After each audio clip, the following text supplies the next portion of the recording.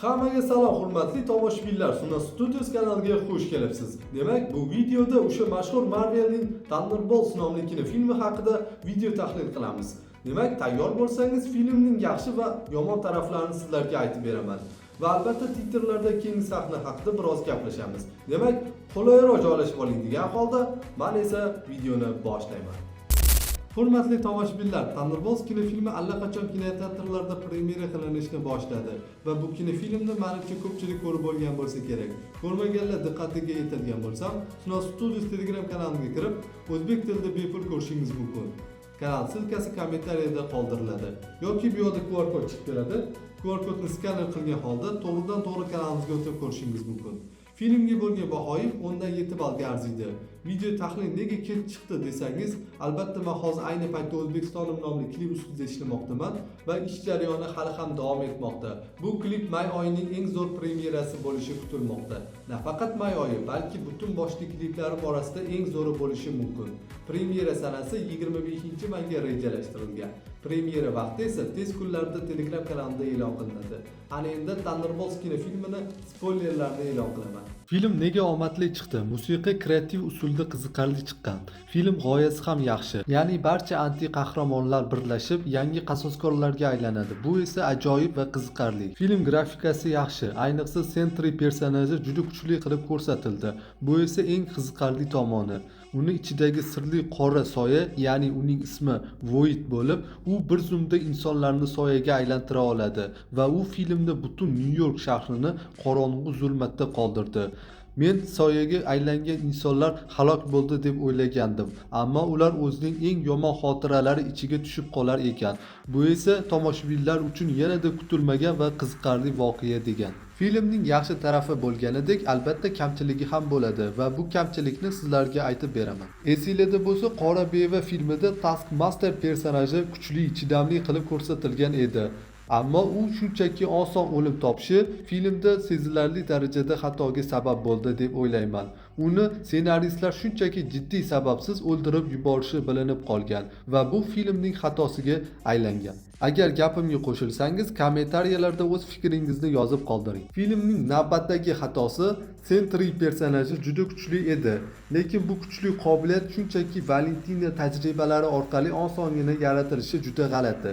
Ya'ni bu darajadagi kuchli qobiliyat insonlar tomonidan yaratilishi meni fikrim bo'yicha katta xato.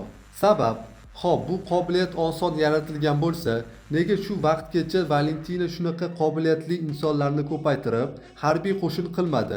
Sababi bu qobiliyat omadsiz deb o'ylagan edi.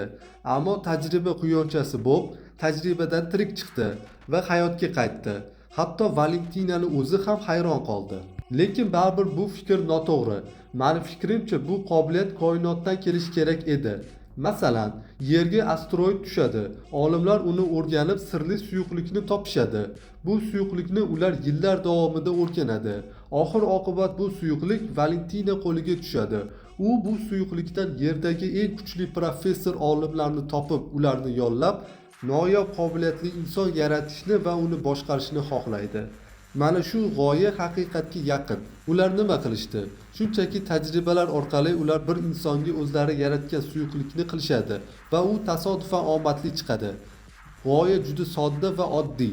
Ko'plab savollarga sabab bo'ladi. Meni fikrimcha bu film g'oyasi kuchsizligi deb o'ylayman.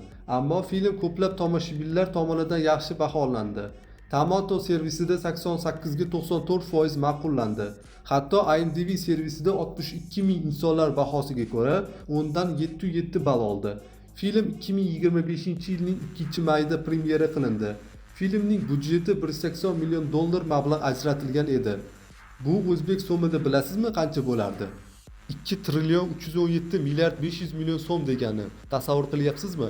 Budjet juda ham katta. Filmda Malayziyadagi 118 qavatli Merdika 118 nomli ulkan osmono'par binodan Yelena Belova haqiqatdan ham sakragan, hech qanday vizual effektlarsiz.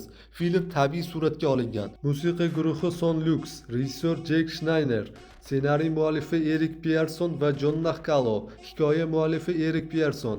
Marvel komikslarga asoslangan. Film Kevin Feige tomonidan ishlab chiqarilgan. Shunday qilib omadsiz anti-qahramonlar qasoskorlarga aylanadi va yerni nazorat qiladi. Titrlardan keyingi sahnada Fantastik to'rtlik asosiy 616 olamga kosmik kemada qaytayotgan sahna bilan tugaydi. Bu to'g'ridan to'g'ri qasoskorlar 5 filmi bilan bog'lanib ketadi. Fantastik to'rtlik ikkita sababga ko'ra bu olamga kelayotgan bo'lishi mumkin. Birinchi sababga ko'ra ularni sayyorasida Galactus yo'q qilib yuboradi va ular boshqa olamga ketishga majbur bo'ladi. Sabab Fantastik to'rtlik treylerida yer vayron bo'layotgan sahna bor edi. Endi ular yerda asrab qololmagani uchun boshqa olamga ketishga majbur bo'ladi.